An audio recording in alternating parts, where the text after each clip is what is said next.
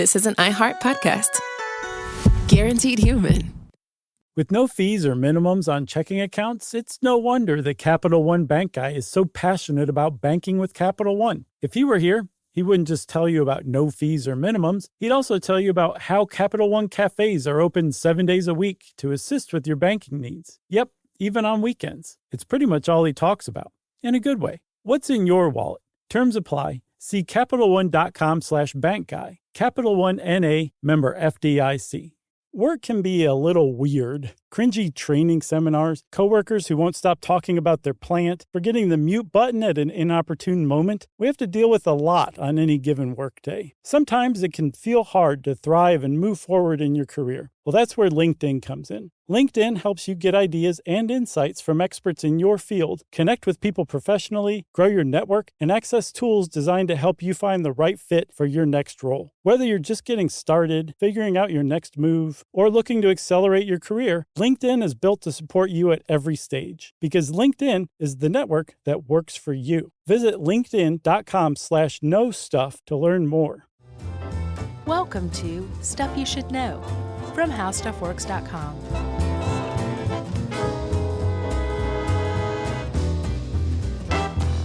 Hey, and welcome to the podcast. I'm Josh Clark with Charles W. Chuck Bryant, and there's Jerry Jerome Rowland.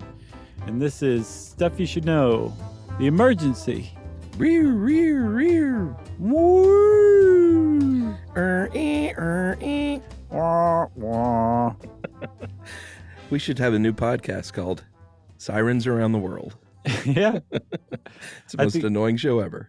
It would be pretty annoying, but there'd be some subset of people who just really despise themselves that'd be popular among. So we would love it? We don't hate ourselves, do we? Tell me, I need to know. No. I guess it good. depends on the day. I didn't want to hate myself. Sometimes I want to punch myself. Does that count? No, I know exactly what you mean, man. Sometimes I'm just like, I am so sick of myself. Is that what you're talking about? That was a good song. Remember that song? No. Sick of Myself? No. That was Matthew Sweet. Oh, yeah? Wow, that's weird that this is going on right now because Matthew Sweet just popped up randomly in the last couple days in an article I was reading. I was like, I forgot about him. Haven't heard about him in 20 years. And then, bam, Bader-Meinhof, here he is again. Well, he's still around. He's an Atlanta guy, you know. I didn't know that. Yeah. Well, that's cool. Yeah, no, I think that's the way it goes. Just because you had one hit and the world came and listened to you and then moved on doesn't mean you're okay, well, I guess I'll go bury myself alive now in my own backyard. He had two hits. Usually the artist keeps going. Yeah. You know? Yeah, he had 2 hits though. I know Girlfriend and then the other one you were just talking about? Yeah, Girlfriend. That's a great song. Yeah, it's a good song. Okay, so obviously what we're talking about today are paramedics. Paramedicine really is what we're talking about. Yeah. Which is it's actually a pretty interesting topic because you kind of look into it, you're like, oh, these people save lives. That's great. Here's some of the life-saving techniques that they do. Fantastic. But there's actually so much more to it. It's got a really interesting history. It's got it's one of those things where it's way worse off than it should be as far as funding and and logistics and stuff like that goes. I just find it interesting. It's interesting to kind of poke into a topic and then find that, oh, this is even more interesting than I thought. And have it poke back. Yep, with forceps. So I guess we should say right off the bat that the word paramedic, para means alongside. So alongside medicine, I guess, which I'm not quite sure what that means. So what I think it means is as follows, Charles. Okay. These people, paramedics, they are not doctors. Correct. But they work with and alongside and really honestly as an extension of a doctor, okay, an MD. I buy that. So that's what I think it means, because it's not like what they're doing is a different type of wacky medicine. They're actually doing the same type of medicine that an ER doctor or an ER nurse would be doing in an ER. They're just doing it out in the field. Could you imagine how disconcerting it would be to be on the ground and have a paramedic come up and like blow green dust in your face or Right. something. You're like, what are the chicken bones for, man? Oh, man. Blow green dust in your face. I don't know. It would depend on what the effect of the green dust was. That's true. So I think that's what paramedic means, right? Okay. We can go further back actually and describe what ambulance means. We know that one for certain. Yes, that came around in 15th century Spain during the Inquisition. They clearly had a lot of need for medical work. Yeah. And they actually had field hospitals that were called ambulancias. Right. It was just basically like a MASH unit out in the field. And then eventually the French, shortly after, I think under Napoleon, they innovated on the ambulance and said, well, that's great. That's neat that we have these things out in the field, but there's some guys way over there who are injured and they probably wouldn't die if we could get them to these ambulances, these field hospitals, right? Correct. So they came up with basically mobile ambulances, which is this idea of a flying or a moving ambulance, which is like a little medical facility that they would put the people into and move them away from battle to go patch them up rather than waiting for the battle to end. Well, yeah, and before that even, during the Crusades, when they also had a great need for medical care, there were the Knights Hospitaller. I think hospitalier. Oh, whoa. Is there an extra? I might be putting an extra syllable in there. Well, that's all right. I'm known to do that that's your from time pastime. to time. Knights Hospitaller, that's what I'm going to say, of the Order of St. John of Jerusalem, and they were the first people to practice emergency medicine on the battlefield, and they even invented the what we now call the stretcher, although it's still called a litter in some circles. Yeah, it's a pretty intuitive thing, but it works. Someone had to think of it. Couple of sticks with some canvas stretch between them. Throw a person on there. You can pick them up. Two people can pick them up and get them off of the battlefield lickety-split. Hooray. So, so this is the idea of emergency medicine grew basically exclusively out of warfare over the centuries. Well, yeah, but what's remarkable to me is that from that time, they have the right idea. Let's get these people out of here quickly. It took about 130 years, all the way until the mid to late 1960s, until they said, hey, wait a minute. If we actually put trained medical people in these things and weren't simply driving people to a hospital, we might have even more luck. Yeah. That was the late 60s. Isn't that amazing? It is. And at the time it was, so a lot of medicine was practiced through house calls, right? Oh, yeah. Including emergencies. Like if there was an emergency and you could get a hold of a doctor, the doctor was expected to go out to that emergency and do what they could. But more often than not, either the cops or local morticians were tasked with basically it was called like a scoop and run. Or scoop and carry, where you just basically get the person out of that car wreck or from the bottom of that ladder or whatever just happened to them, throw them in the back of a cop car or a hearse. Yeah. I looked it up. The Ecto 1, the Ghostbusters ambulance, is a modified Cadillac hearse. Oh, yeah. So they would imagine throw that was a sinking feeling. It really was. For a mortician to show up in a hearse and be like, I'm going to take you to the hospital. Depending on what happens, you may be back in the same car.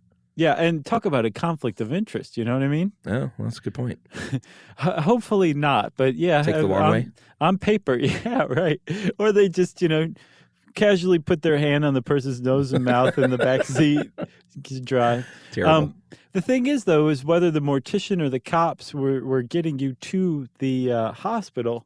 Even when you got to the hospital, it's not like there was such a thing as an ER room. ERs didn't come about really until like the mid-'70s, where you could find them in fair abundance around the United States.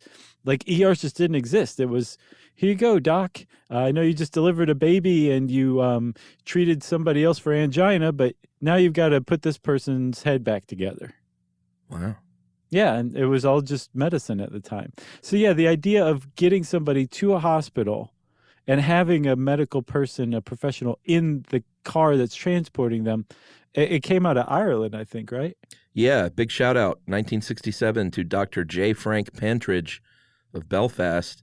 He had a study. He published a study that said, hey, you know what? We have more success saving people's lives when our mobile units have a physician or a nurse inside.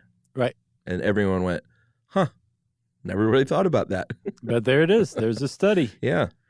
Pretty cool.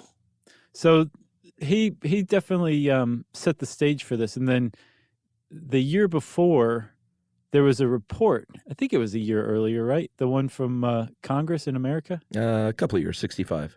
Or I think it was like the National Academy of Sciences or somebody basically got together with another group and said, let's study accidents. And what they came up with was this idea that there was like this overlooked disaster that happened. Like accidents were a huge, major leading cause of injury and death in the United States. And this inquiry determined that we weren't doing much about it. And specifically, a lot of people died who otherwise wouldn't have if there had been something like an emergency medical service to attend to them at the accident scene and on the way to the hospital, and then having the hospital actually know what they were doing as far as emergency medicine goes. Yeah, it's just staggering to me. It seems so intuitive, and I can't believe it took that long for this to happen. Mm-hmm. You know, and in fact, the Emergency Medical Systems Act was signed in 1973, which basically said we need a standardized system here, like nationwide. That was after that paper came out in 1966. Yeah, many years later. Yeah. I mean, that's the speed of government, I guess. Sure. And then in 1977, the publication of the very first national standard curriculum for EMTs and paramedics. 77. Yep. And then so alongside this, there were people like around the country at universities around the country and around the world who were kind of all recognizing all of this at the same time, that there's a lot more that could be done for people who were injured in accidents. And so you had the people at University of Pittsburgh, taking up the cause. Go Panthers. Yeah, they started, is it the Panthers? Yeah. Huh. They started creating some of the first curriculum for paramedics, some of the earliest tests for paramedics. The University of Cincinnati came up with the first curriculum for training physicians in ER medicine. I think the University of California was an early entrant into the world of teaching paramedicine. And I think they were the first one to be accredited in 1980. Like they had their operation going for years, but they were the first one to say, hey, somebody take a look at this and make sure we're kosher. And then we can say we're an accredited training facility for paramedics. Amazing. It is pretty amazing. And then the problem is this. So the federal government got into the act in 1973 with the Emergency Medical Services Act. Yeah. But by 1981, there was an omnibus budget that said, we're out, we're done. We're not funding emergency services anymore. And then from that point forward, the emergency service system in the United States, whatever had been developed to that point, broke into patchworks of state, local, county programs. Yeah. Sometimes multiple ones within a single county. I think there's a county in Michigan that has like 18 different emergency services. And that has kind of created this where we are now, which is people doing the absolute best they can in what amounts to a broken system in a lot of ways. Should we take a break? Sure. All right. When we come back, we will put the broken system behind us momentarily and talk about EMTs and paramedics.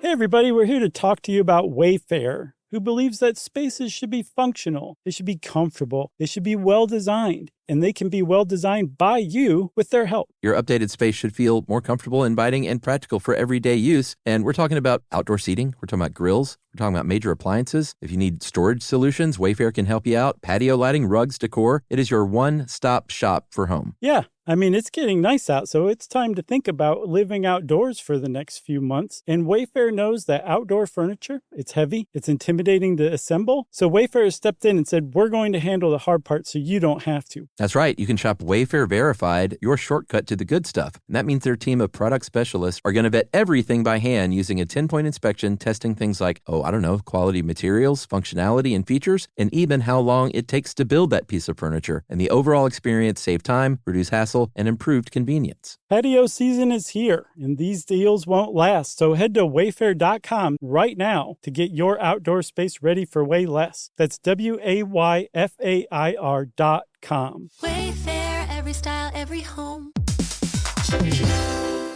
Hey, everybody. I want to talk to you a little bit about Tide Evo because it represents over 10 years of innovation and product development. Tide Evo is a first-of-its-kind technology where tens of thousands of minuscule fibers are spun together to form a 6 times powerful layer packed with scrubbers, brighteners, pre-treaters, and fresheners. And that's going to deliver a breakthrough clean that's so powerful it feels like magic. Yeah, it is kind of like magic. Tide Evo is revolutionary. A 100% concentrated, waterless laundry tile that's made of compressed microfiber soap layers rather than liquid or powder. And it's not like pods or sheets because it uses 6 layers of detergent fibers to deliver superior cold water cleaning without plastic packaging of any kind. And it provides a mess-free, lightweight solution that dissolves lickety-split. So whenever you run into a laundry challenge, turn to Tide Evo. It's revolutionary. It's magic. Try new Tide Evo. Real laundry magic.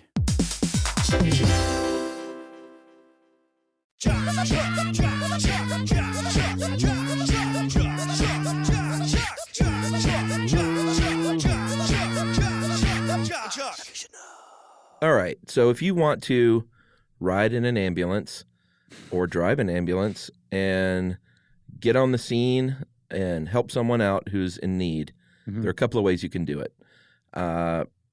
You can be an EMT, emergency medical technician, and this is the person who has undergone about between about 120 and 150 hours of coursework. They are well trained in all kinds of life-saving procedures. If you need CPR, if you need oxygen administered, if you were having some bad allergic reaction, that your life is in jeopardy. But there are limits to what they are allowed to do. So one thing they cannot do, even in the case of giving shots, is they can't break the skin. Right. Which is super interesting. I never knew that. No, I didn't know that either. But you can consider an EMT like an entry-level paramedicine professional. Right. That's where you would start. And in fact, I think you have to start as an EMT to go on to the next level, which would be paramedic, right? For sure, yeah. So if you're a paramedic, you have about 10 times the amount of coursework and schooling under your belt by the time you're a paramedic. And I think you do have to have about 6 months at least of immediately prior EMT experience to start becoming a paramedic as well, which I'm sure is the way most people go, is you start out as an EMT and then you move on to the next level, which is paramedic. Yeah, which, like you said, 10 times. So that's about anywhere from 1,200 to 1,800 hours, depending on your state or your municipality to get certified. And this is where the real action can happen. You can give an IV. You can, if someone's having a heart attack, you can deal with that. You can operate a defibrillator. Fibrillator? Fibrillator. It's God. fun to say once you master it. They should have just called it the clear machine. Yeah. But it's a lot of work and a lot of hours. And one of the people that they interviewed in this article said that, it's really grueling. And when you're in paramedic training and school and doing your coursework, basically for a year or two, you can just say goodbye to your friends and family. Yeah, I saw that too. Yeah, that's tough stuff. So the paramedic is actually, they operate under the license, not just like under the direction, but under the license of a physician in their locale, right? Yeah. there's a couple of ways that you can do it. And as you'll start to see, like I saw a quote that it said, if you've seen one emergency medical system, you've seen one emergency medical system. Right. They're all just so different. Yeah. And the whole thing is so patchwork. But there is a national standard, which I think is the National Emergency Medical Technician Registry exam. That's like the national exam. And then you may have to pass like a state and or local exam too, depending on where you live. But there is like a national accreditation and national coursework. But then how the system functions and runs is what's the patchwork part of it. Yeah, and it'll cost you, I mean, it depends on where it is, of course, and what program. But the example they used in our article is the UCLA Center for Pre-Hospital Care. And they quoted about $10,000 for just the tuition.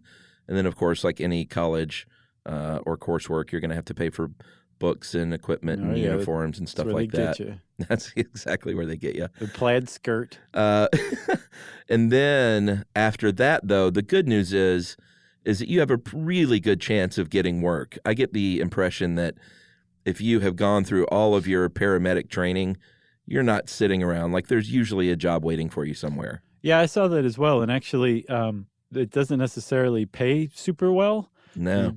So if you ever see a paramedic, be extra nice to them. For sure. Because not only are they running around saving people's lives, they're not getting rich off of it at all.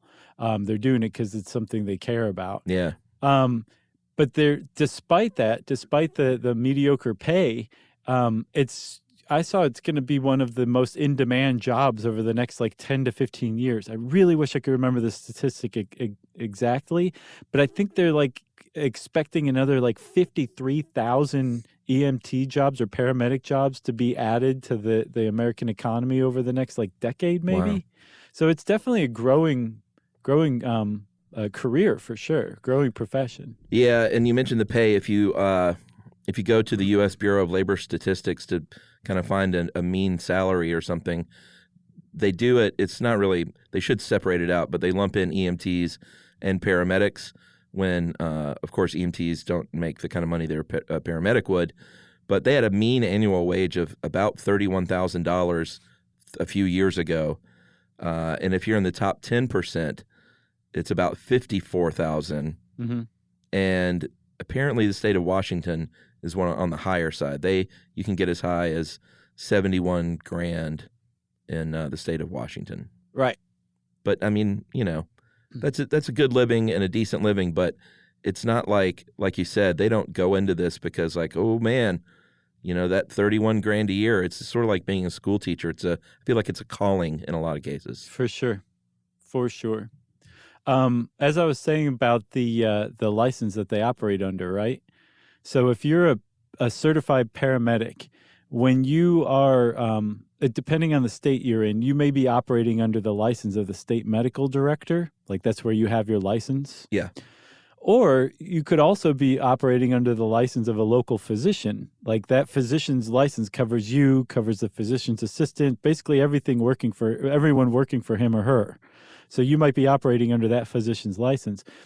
Or, I didn't know this, man, during an ambulance ride. So remember how just adding like a trained medical professional to the ride from an accident scene to the hospital improves outcomes, and we've done that since 1966 at least.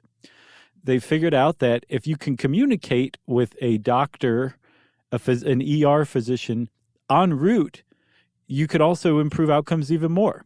So during this transportation from an accident to the hospital, the paramedic is probably in touch with an ER doctor who is instructing and advising and consulting with the paramedic to figure out the best course of action, the best course of treatment, and then how to carry that out.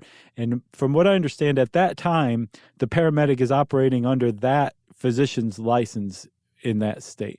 Would that make you feel better or worse? What? That the paramedic was getting instruction from a physician? Yeah. Like if you hear this going on. I don't know. I would say part of me is like better because it's a doctor telling you that, but the other part of me is like, don't you know? Right. And you would hate to hear like the doctor say, "Well, get the something something," and for the paramedic to say, "The what?" Right. I don't know what that is. I've never seen this before ever. Have you ever had to take an ambulance ride for yourself? No. No, thank goodness. I didn't think I had either, but then I did remember when I was 13 or 14, my brother was 16 or 17, we were in a car wreck. There were 8 people in a Jeep, in my brother's Jeep that was once my dad's Jeep. And that was definitely not safe to do to begin with. But we were going to a movie after church on a Sunday night. A bunch of kids in youth group. Raising hell. Piled in my brother's Jeep, wasted. No, just kidding. Completely sober. Wasted on the Lord. We were. And it was raining really hard. And,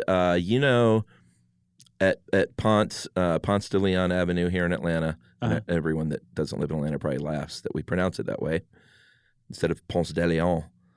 But on Ponce, where it kind of... if you're leaving from Atlanta, it's that big curve where you go over that large stone archway. Yes. Kind of headed into Decatur. We were coming down that way, nowhere near North Lake Mall, where we were supposed to be headed. We were lost, and my brother, we hydroplaned, hit a curb, and turned the Jeep over on its side, and I ripped through the canvas ceiling or whatever it's made of. Oh, man, you got thrown? Oh, yeah. We were scattered all over the street. You are lucky. I know. It's the only time I think that I've been knocked unconscious. And I just remember waking up, what would have been probably seconds later in the pouring rain and looking around and seeing my friends like scattered within like 20 feet of each other in various places. Wow, man, that is scary stuff. It was scary. So in the end, the good news is no one had I think the worst injury was like a broken collarbone. I broke my finger. There were little cuts and scrapes, but nobody was hurt bad. But I do remember this. I hope my brother doesn't listen to this one. In the ambulance on the way, my brother was just sort of catatonic, and they said they were trying to get information, and they asked what his name was, and he said, A-hole. What? He said A-hole. He said the real word. Because he felt so bad? Yeah, I think he was just sort of out of it and felt terrible. Poor Scott. And he didn't curse at all at the time.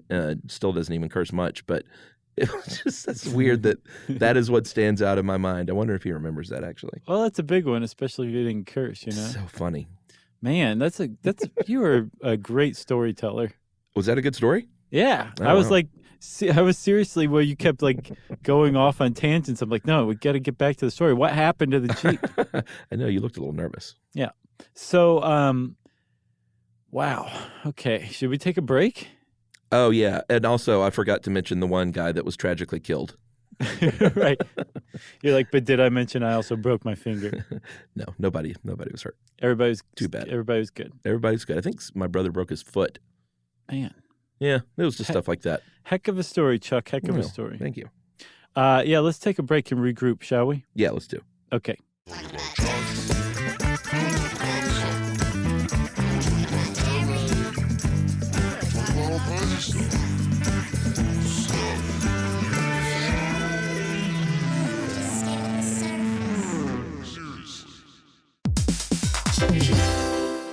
Hey, everybody. I want to talk to you a little bit about Tide Evo because it represents over 10 years of innovation and product development. Tide Evo is a first-of-its-kind technology where tens of thousands of minuscule fibers are spun together to form a 6 times powerful layer packed with scrubbers, brighteners, pre-treaters, and fresheners. And that's going to deliver a breakthrough clean that's so powerful, it feels like magic. Yeah, it is kind of like magic. Tide Evo is revolutionary. A 100% concentrated, waterless laundry tile that's made of compressed microfiber soap layers rather than liquid or powder. And it's not like pods or sheets because it uses 6 layers of detergent fibers to deliver superior cold water cleaning without plastic packaging of any kind. And it provides a mess-free, lightweight solution that dissolves lickety-split. So whenever you run into a laundry challenge, turn to Tide Evo. It's revolutionary. It's magic. Try new Tide Evo. Real laundry magic.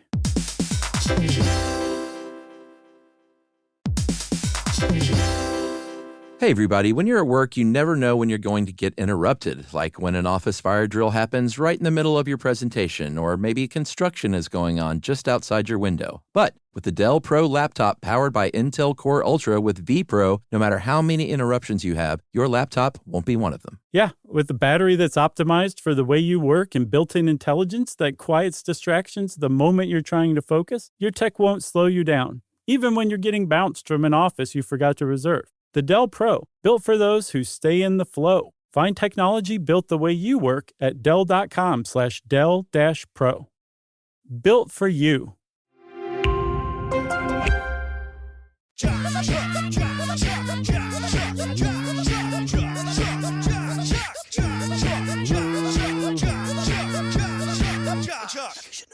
Okay, we're back. I'm not reeling quite as much as I was, but that was a good story again.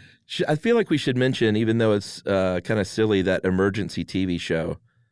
Oh, yeah, for sure. From the 70s, because it seems like it definitely actually played a part in ramping up ambulance services. Yeah, so this is, I think, 1971 or 72 when it premiered. And remember, the Emergency Medical Services Act wasn't passed until 1973. That white paper had come out in 1966. So this idea of this new type of medicine, this new type of healthcare worker was really on America's mind. But one of the ways it got there was from that TV show Emergency, in part because it was shot documentary style. People played themselves on it. There were real dispatchers on the show acting as dispatchers. It just captured America's imagination. Yeah, I remember watching it. I don't think I ever saw an episode of it. Yeah, it was Emergency with an exclamation point. Mm-hmm. It ran till 77, and it was mainly two dudes, two firefighter characters is what the story centered on, and one of them was a young Kevin Teague. Mm-hmm. He was, did you ever see Roadhouse? Yeah. He was the owner. He's a character actor. He's been in a million things. Yeah. He owned the Double Deuce. Yeah, he's great. Yeah. I can't remember what else I've seen him. I've seen him young before. I wonder if it was Emergency now that you mention it. Maybe. Huh. Maybe I have. Because I'm I a bet big it ran Jack... in reruns. For sure it did. But I'm a Jack Webb fan, and I think he produced or created it. You're a big Jack Webb guy? Mm-hmm. Are you not? I don't know. He's the dude from Dragnet. He's Sergeant Friday. Yeah, I guess I need to think about that. Yeah, he's awesome. I'll let you know. Man, if you go back and watch old episodes of Dragnet, oh my God. Yeah, that was a good show. Yes, it was. And I think Emergency, maybe Adam 12 is the direct spinoff of Dragnet. Maybe that's what I'm thinking of. But I swear I know exactly what you're talking about with the Teague fella from Roadhouse. And then wasn't Dragnet Colonel Potter? Yes. Harry Morgan. Right. Emily and I had a long conversation about MASH the other day, and how I was a MASH nut. Yeah. And how that show was one of the few to survive major cast changes. Oh yeah. They had three of them. Yeah. They certainly didn't big stars, co-stars. I think one of the few people who made it through was Alan Alda, right? He was there the whole time. Yeah, and Hot Lips I think was the same. And a few others, but they had Radar and Klinger. Yeah, they were although there they coexisted, I think. Mm-hmm. But eventually Radar left and Klinger took his job. Potter took over for what's his face, the original guy. I don't remember, but he wore the fishing hat. Yeah, he was. Oh man, the saddest ending ever for that one. What, when he left? Yeah, remember he got his papers to go home, and everyone's all excited, and then he was killed in a helicopter crash. What? Or a plane crash. I don't remember that. On his way out. Wow. And then, of course, Frank Burns left and was replaced by Winchester. Mm-hmm. And then Trapper left and was replaced by Honeycutt. Right. But it was still great. Well, it wasn't as great at the very end. I don't know, man. Goodbye, Farewell, and Amen was one of the all-time best last episodes ever. No, true, for sure. But you're saying they pulled it together in the last episode? I think I remember the last couple of seasons. It was a little bit this maybe it had run its course. Huh. I was a very discerning 12-year-old viewer. Yeah, I guess so. Yeah, they've really gone to the hooch gin joke too many times this episode. It is funny though that little 12-year-old me thought the funniest thing in the world war surgeons, drunk war surgeons. Right. Drunk philandering war surgeons. All right. We really got off track there. Yeah. Maybe we should take a third break. No, I don't think so. I don't think we should either. So we're talking about paramedics today, Yes. believe it or not. And one of the things we talked about was the idea that paramedics, well, let's talk a little bit more about their job, right? Okay. One of the things that paramedics are sometimes criticized for is that they don't run to the scene of an emergency. I've never thought about that once. You haven't. I really hadn't either, but then I started thinking about it. I'm like, yeah, I could totally see that. Apparently, for some people who are at an emergency scene and see the paramedics just kind of walk up, they appear a little too casual, and they want to know, what are you doing? Why aren't you rushing to this scene? Mm-hmm. And paramedics, I think we saw a question answered on Quora or something like that. And a paramedic explains there's actually a number of really good reasons why you don't see them running to the scene. First of all, they're going to park as close as they can. Sure. So that running is only going to shave a couple seconds off. But really the number one reason, or one of the top reasons, is that they're supposed to bring with them to this scene of catastrophic panic, basically, calm and professionalism and being in control. Yeah, I get that. Like, I think it would be a little disconcerting if I was injured and I saw a paramedic burst into the room, like breathing heavy. Like, oh my God. What's going on? What's going on? Is everybody okay?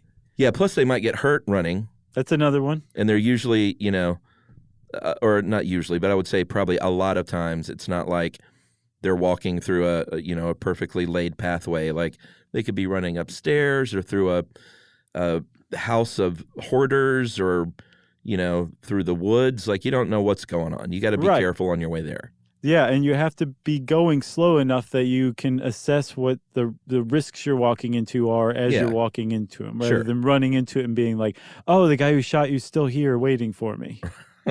Yes. Now that I've run into the scene, I know that, but it's terrible. It's also kind of hard to run from place to place depending on the equipment that they're carrying with them. Those stretchers get heavy. The EKG machines get heavy. The defibrillators get heavy. All that stuff gets heavy. So there's a number of reasons why you won't see a paramedic rushing to the scene. You will see him rushing to the scene in the ambulance, though. And from what I understand, that driving in the ambulance or riding in the ambulance is the most dangerous part of the entire job. Yeah, and here's another tip. Aside from being nice to your EMT or paramedic, is don't call them ambulance drivers. Yeah. Because that's part of their job. And it's a weird thing, too, that it's not like they hire a driver who's super skilled at that, and then they have other people in there that do the work. Like, they do double duty. They have to learn to drive like that, and I mean, while they're EMTs or paramedics. Yeah, and so, if you've ever seen an ambulance going through an intersection, they're going to slow and maybe even stop and then proceed. They still get broadsided very frequently by people going through the intersection because they have a green light and they're not paying attention. They'll hit an ambulance, like T-bone an ambulance, and the driver's probably okay, or I should say the paramedic driving is probably okay. But the paramedics in the back, they probably aren't lashed down in any way, shape, or form because they're working on the patient. Yeah. And so they're getting thrown around and can get injured and killed themselves that way. So that's the most dangerous aspect of the job from what I've seen.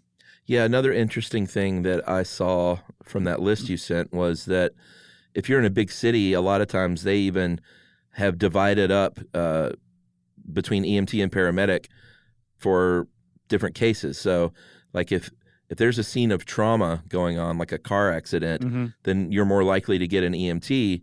Whereas if you're at home and you're like, my husband's having a heart attack or my child's having a seizure, then you're more likely to get a paramedic. Yeah. Which is interesting.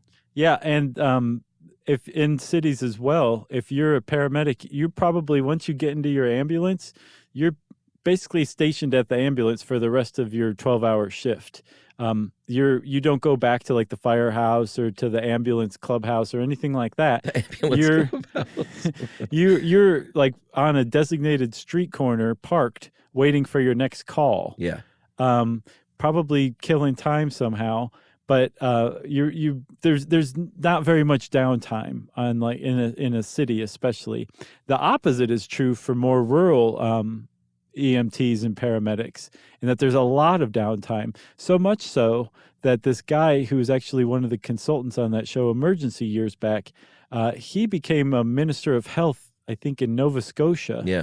And he created this program for rural EMS workers to use their downtime in much the same way that like a country doctor would have made house calls.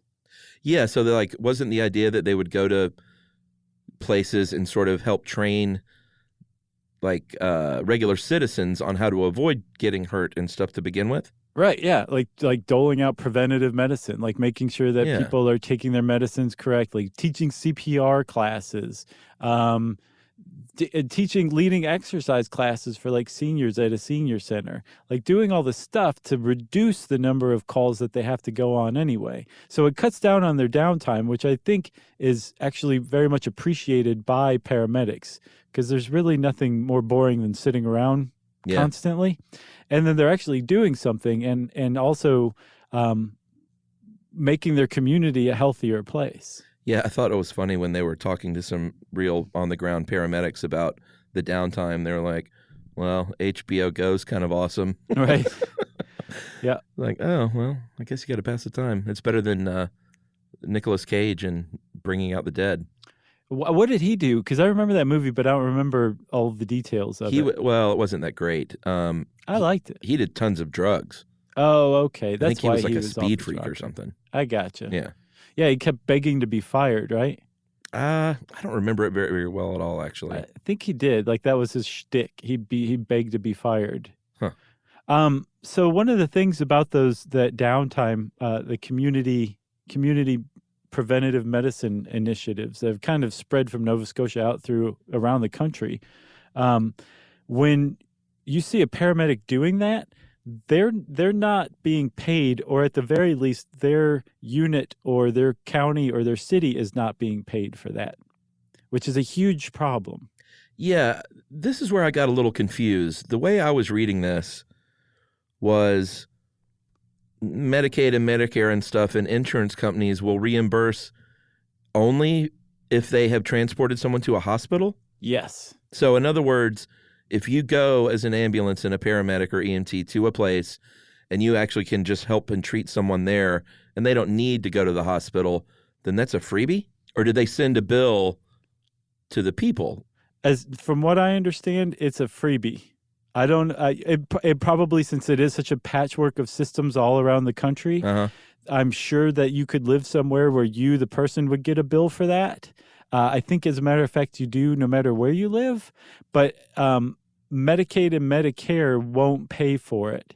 So there is a substantial reason to say keep working chest compressions on a person who is obviously dead all the way to the hospital. Interesting. So that you can like bill Medicaid for that transport, or getting somebody to go to the hospital even though they don't need to, so that you can bill Medicaid for that as well.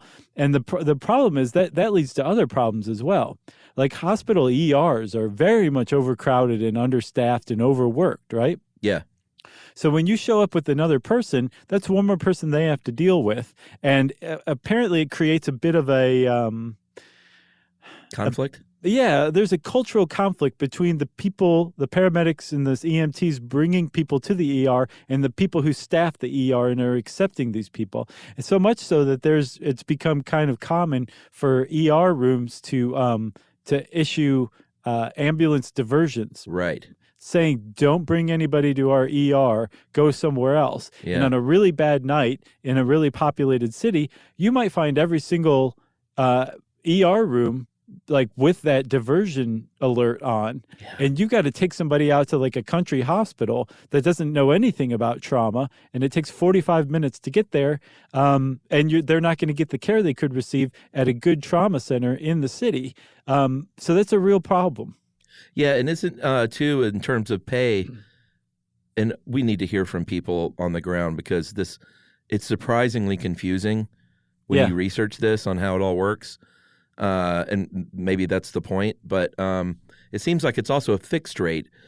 There's no difference between I treated a kid for an allergic bee sting reaction to I brought a guy back from the dead who had a heart attack or heart failure. Yeah. Is that right? Yeah, so long as you transport both of them to the hospital, that you're going to get, I think I saw as low as $25 from Medicaid in some places. I don't understand this. The numbers just do not add up.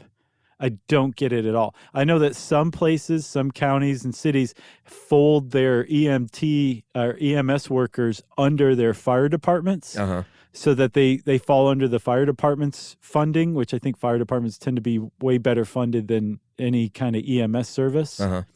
So I think that's one way that it happens, but I don't get how this actually works money wise, because it doesn't add up. It doesn't make sense. Yeah, I mean, it's not often that we're a little stymied. So we're going to follow up for sure with some emails, but I think that it's also going to vary from place to place. Right. Because the other thing that I got really confused about was the privatization of ambulance services. Yeah.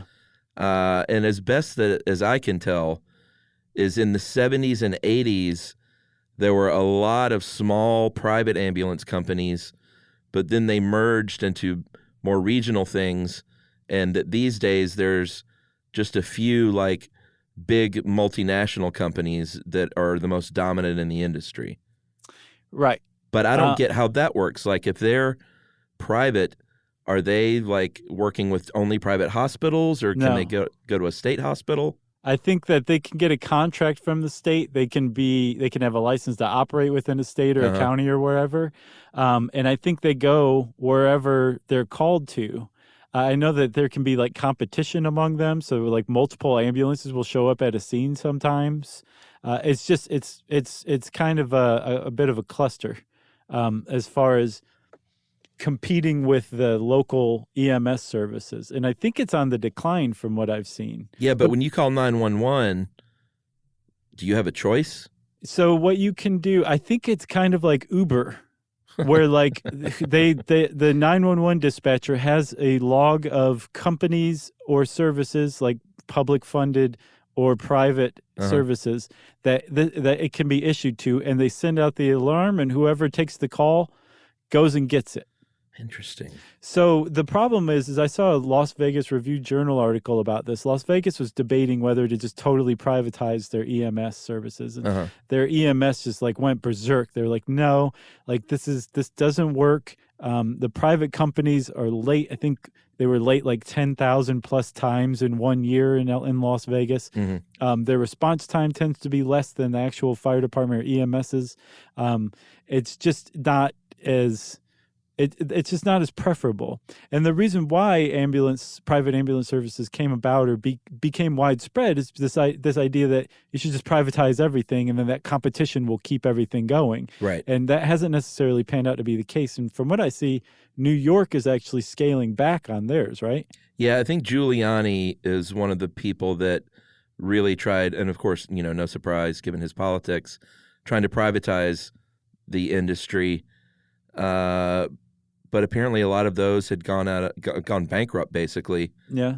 And during the housing boom, the financial collapse, strangely, or maybe not strangely, because I don't understand it, a lot of private equity firms started buying up ambulance services. Yeah, there you go. There's the downfall. It's just so interesting. I know that this is one of those where someone's going to knock our socks off with a great email. Yeah, I think also one more thing about the private ambulance services. It's not like they're just a bad idea all around. Sure. In a locale that is underserved, if a company wants to come and set up ambulance services, that would be great for that area. Yeah. Because they have they can get places faster in an ambulance than they could have before. In a place where you've got your EMS overstretched and the county's like, no, we're not hiring a single additional EMS worker, a company that sets up shop can actually take up the slack. Like there are good aspects to it. Like it's not just like some terrible idea, but in practice it hasn't worked out as well as one would hope, from what I understand. Yeah. But yeah, EMS workers, like email us, like explain this, because I really, like you, I do not get who's footing the bill? It has to be insurance companies. And then if you don't have insurance, it has to be just the person, the individual. Yeah, and I think we waded into the waters of doing a 911 podcast once and didn't. Mm-hmm. Isn't that correct? Because it was, I mean, we'll do it at some point, but I remember thinking, oh, that's a good, easy-ish one, and it ended up like being super convoluted. Yeah, I think we should do that. We should also do just ERs in general too. Yeah. So that's a bit about paramedics. Sounds like there's way more to it, right? Yeah. But you got anything else for now? No, sir. Okay, well, since Chuck said no, sir, it's time for listener mail. All right, I'm going to call this We Helped a Dude Win Something. Yeah, I love this one. Hey, guys, been listening to your show for about 4 years and always wanted to write in, but now I have a great reason. A local store was doing a giveaway a few days ago, and they posted that the first people to show up and answer correctly would win a prize. The question was, bacon and eggs was not always a breakfast food, and what year did it become so, and who was the man behind the marketing idea? So this guy sounded super excited because he knew the answer. Immediately, I thought of your show and the uncanny ability of Mr. Edward Bernays to pop up in seemingly strange histories. I remembered your PR episode and knew it was sometime in the 20s, so I hopped in my car and took off for the business. When I got there, I told them the answer with a startled look. They told me I'd won a huge case of meat. And not just junky stuff either. This place sells to restaurants and businesses all across the country. I love that. I was super stoked. Good meat. He's like, I won meat, and not just like terrible meat, like good stuff too. When they asked if I had to look it up, I told them no, that I listened to Stuff You Should Know, and they retained it in the back of my mind. They asked for the name of the show, and they said they were going to play it for all the workers there during the day, so now they can get more difficult and random questions. That's awesome. And he said it doesn't end there. I went back later in the week, and the same girl I'd spoken to recognized me, so they had 2 other people come in that had known the answer from Stuff You Should Know as well. All right. Even though we live in super rural Utah, you apparently have a large following, and that is from John Robeson. Thanks, John Robeson. I hope you have a healthy EMS service out there to come find you after you eat that box of meat. Yeah, and you know what? Let's hear from Salt Lake City, because we have debated a live show there and just didn't know if we had the support, so I want to hear it. Okay, and so we'll we want to hear from Utahans and EMS workers. Yeah, if we get 10 people that email us and say to come to Salt Lake City, we'll come. I think we should set the bar higher than that. Oh, okay. Okay. Well, if you want to let us know that you're from Utah and you want us to come, or you're an EMS worker and you got some good stories for us, you can tweet to us. I'm at Josh Clark and at SYSK Podcast. Chuck's at Charles W. Chuck Bryant on Facebook.com and at Stuff You Should Know on Facebook as well. You can send us an email. It's probably easiest to stuffpodcast@howstuffworks.com. As always, join us at our home on the web, stuffyoushouldknow.com.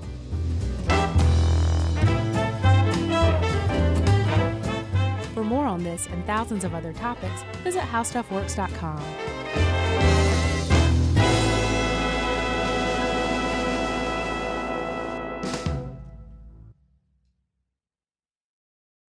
If audiobooks are your thing and you've been meaning to listen to more of them, you should check out a podcast called Earsay, the Audible and iHeart Audio Club, hosted by Cal Penn. Each episode spotlights standout audiobooks on Audible across all kinds of genres: sci-fi, comedy, romance, thrillers, and more, with Cal talking to guests who help break down what makes each story worth listening to. It's a fun, easy way to discover your next great audiobook. Check out Earsay on the iHeartRadio app, Apple Podcasts, or wherever you get your podcasts.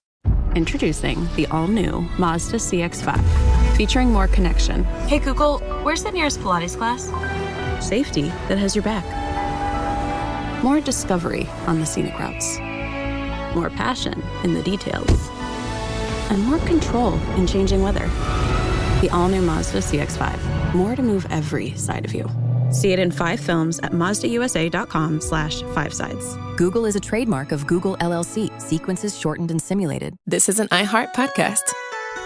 Guaranteed human.